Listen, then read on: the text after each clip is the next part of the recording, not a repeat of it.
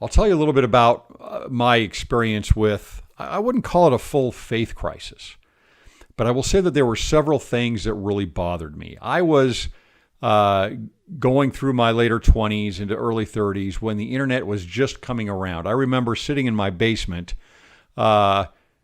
waiting for a web page to download about every 30 seconds. I was on Prodigy, which was an internet service at the time.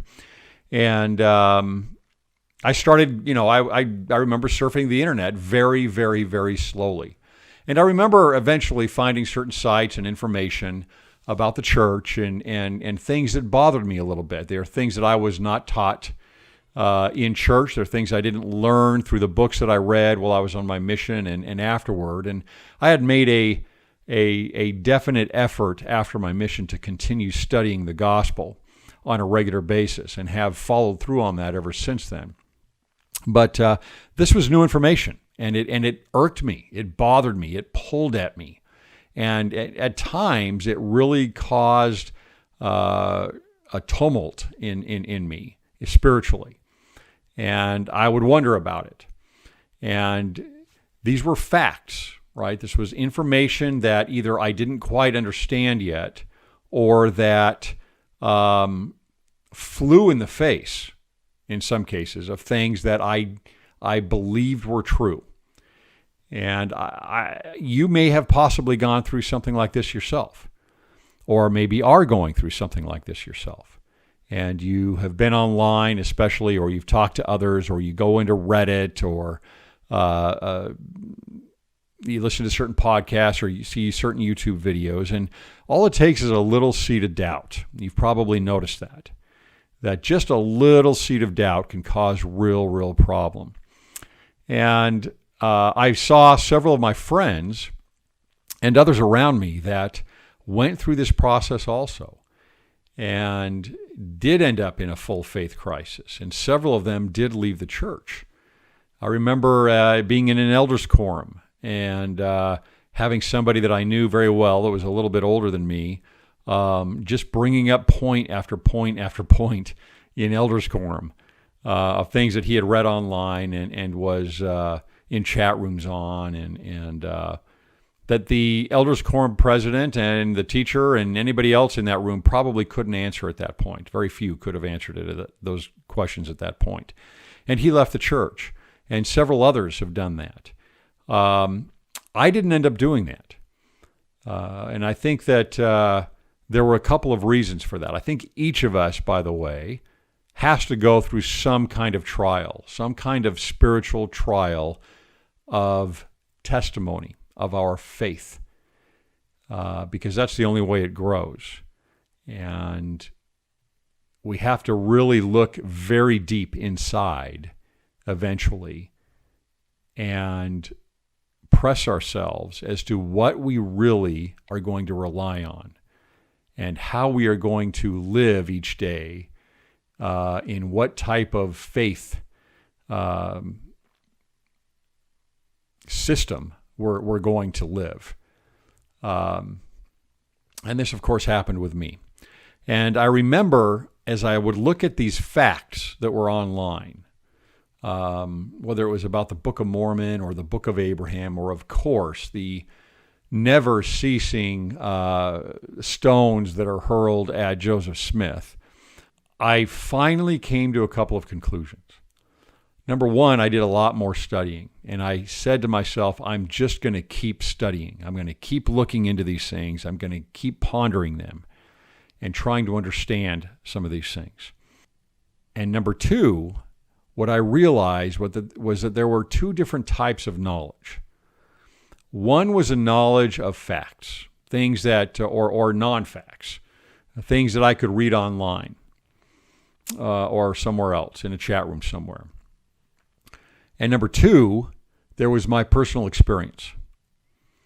And what I realized over time was that the personal experience was much stronger than anything I could read or learn, or whether it was good or bad.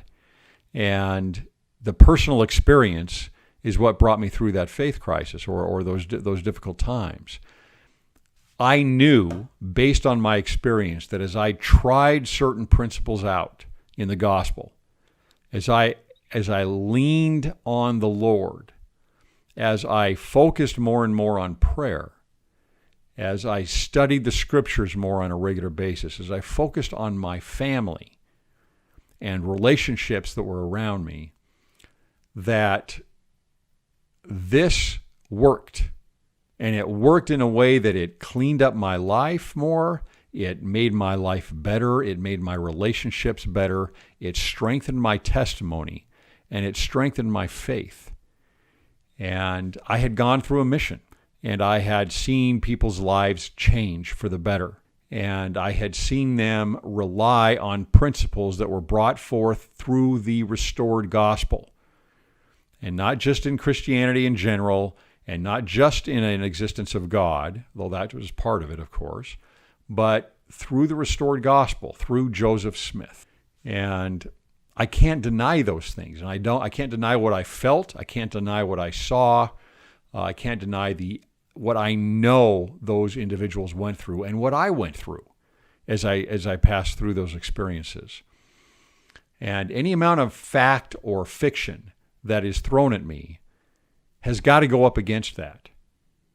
And I can then take that fact or fiction and I can work through it. And I can spend some time and eventually try and fit it into a puzzle and see if it fits or if it doesn't fit.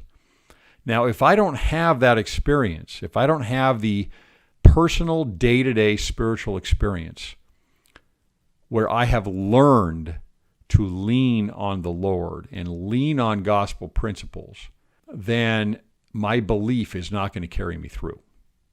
It's not going to be enough. I have to have experience with success. I have to have experience with success in gospel principles. And then I can start looking at these things a little differently. And little by little grow that puzzle, or that tree, if you will, if we're talking about Alma and his experiment. Little by little, that can grow more and more. And as these pieces of the puzzle come in, I can fit them in somewhere, or you know what, they don't fit, or I put them on the shelf and wait and try and study a little bit more and see if I can fit them into things.